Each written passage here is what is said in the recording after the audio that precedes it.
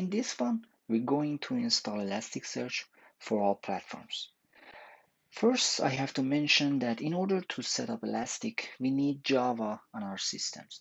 It's because Elastic is built upon Java and it needs at least Java 8 to run. So I have attached the URL in which you can download it.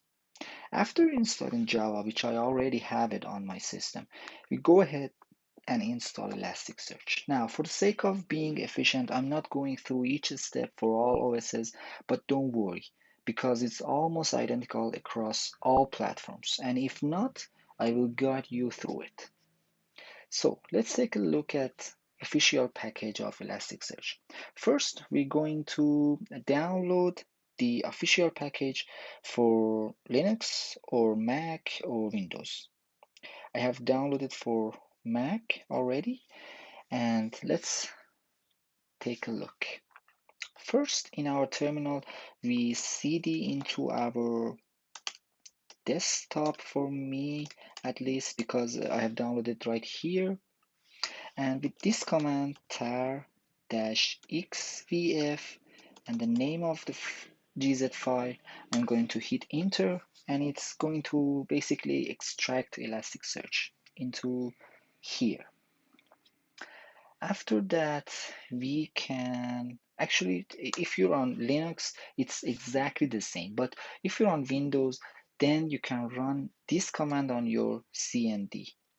Expand dash archive and the name of a GZ file. Actually, it's not that, it's this one. Let me put it here for you. And you can hit enter after that. Okay? It's not going to be hard. After extracting GZ file, we can cd into our elastic-7.10.2, which is here, and we can cd into bin, and after that we're going to run Elasticsearch. It's going to do its thing, but after that being done, we can go ahead and test it out. We wait for it.